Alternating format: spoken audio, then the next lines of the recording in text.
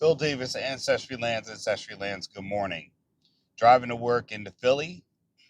One of the last 3 days I'm going to be doing this, as I've gotten a new job, a new hospital, somewhere close. I won't have to deal with the people that I work with, that I'm annoyed by, people that slack on their work, the things they're supposed to do, or sabotage us altogether. You all have worked in corporate America. I'm done. I'm free. And I've quiet quit. I like quiet quitting. I do. I like it. I like the surprise of people. Now, I gave my 2-week notice. Let me say that. But the quiet quitting part, I want to thank all the millennials and Gen Z people for helping to make quiet quitting a popular thing. I don't think myself that important that I needed to announce that I was quitting or leaving the job. I'm sorry, not quitting, resigning the job. It's about to get heavenly bright over here. Because the sun rises in the east. But I like the fact that quiet quitting is a thing. Or they should call it, I quietly resigned from my position. And I thank the people that I work for because they honored it. They said, we won't let your staff members know, which is great. You know what I mean? To respect the wishes of a person who quintessentially is dying on the job because my position is a death of me being there, the absence of my presence. And why did I resign from the job? Well, in your job, and this is one thing about jobs that I think that they do that is the biggest amount of horse shit that corporate America can do. I always said to people that work for me, and the people that work for me probably can attest to this, find ways for me to pay you more. That's one thing I've incentivized within my organization. Now, we've had to go through some contraction like all businesses do. I've had my posting manager resign, give me a 2-week notice, which was great. I made it to the point where my business became a point where someone gave me a 2-week notice letter, and I had my first letter of resignation, a true resignation from a what could I say, a salary position, if you will. It's great. It's a great experience to get to that point. I hope to get there again. But when I'm at this job, like many of you, frustrated with people who do not put up their end of work, frustrated with people who pretty much go to work and get paid to do nothing, and frustrated with people who actually could work more or help move your workflow in a more efficient and fast-paced way, but they always tend to sabotage at some point. To get rid of those people out of my personal life that I can't get, my work life, that I can't get rid of them because I have to depend on them for their functionality, is a beautiful thing. Even though the skills that I bring are superior, I'm actually specialized in things that no one else can do or no one else wants to do. You see me, and well, I won't put those videos out, but I'll put those out much later once a few years pass. There was fluid shortage in our job, like in the hospitals. They have saline shortages now, and I went out and got tons of products that we're treating people with. We're treating people with those products, literally saving lives.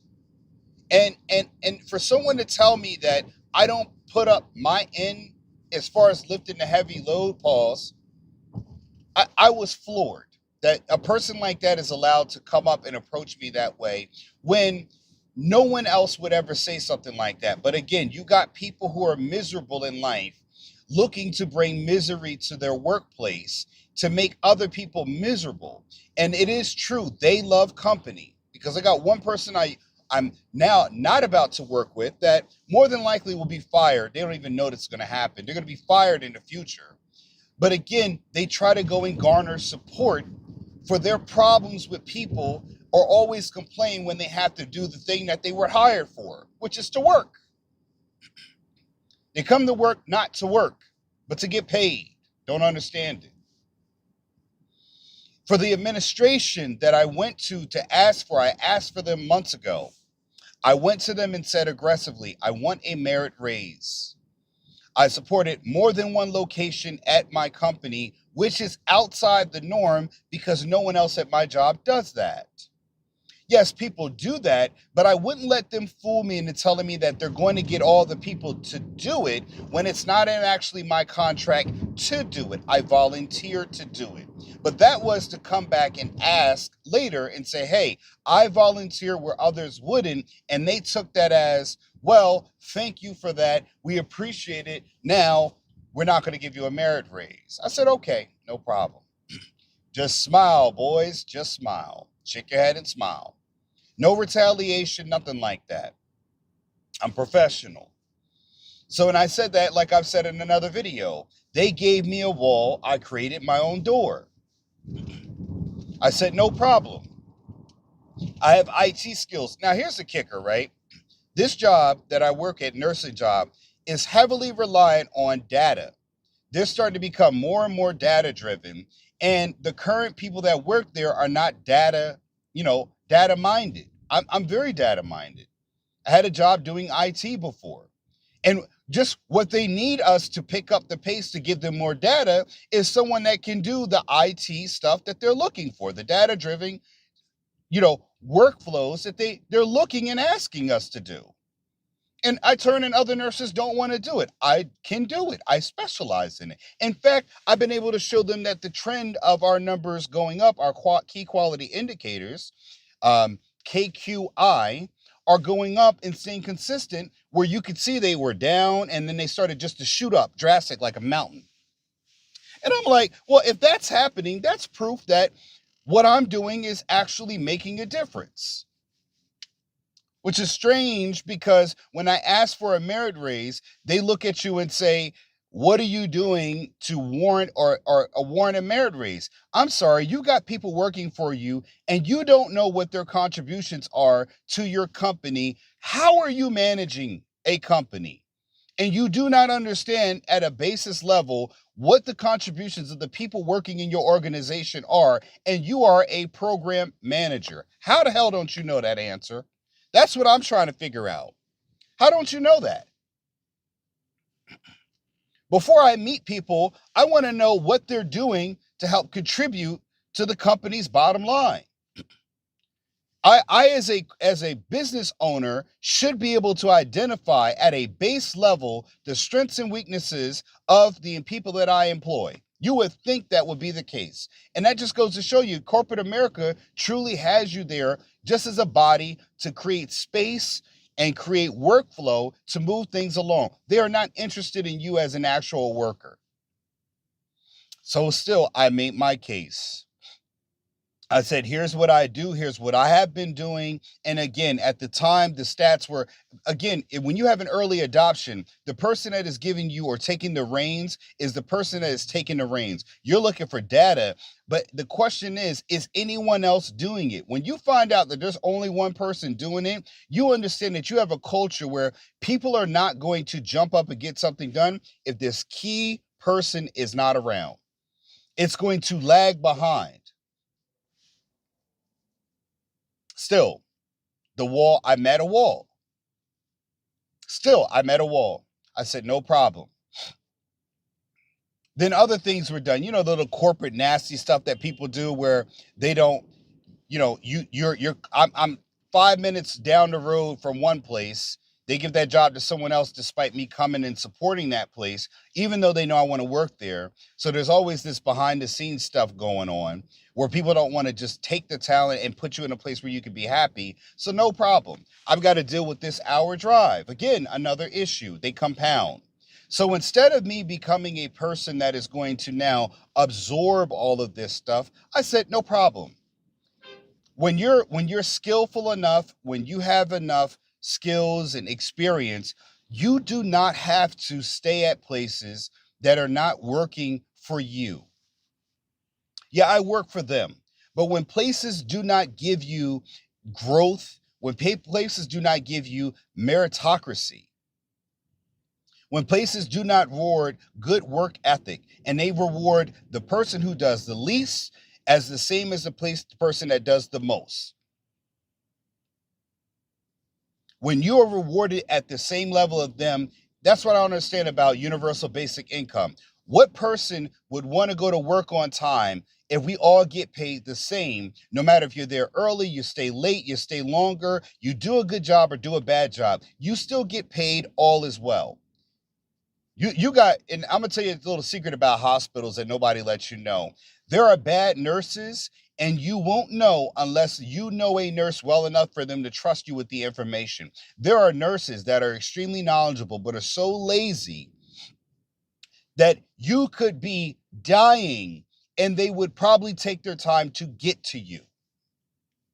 Yes, that's right. That's right.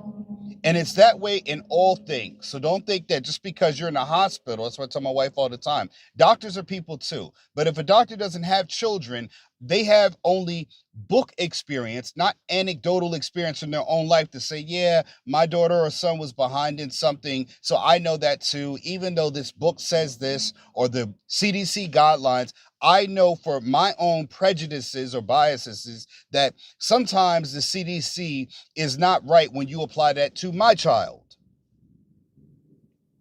You know, we always get the doctors telling us, well, the growth chart says this and that. That ain't my child. My child's not a growth chart.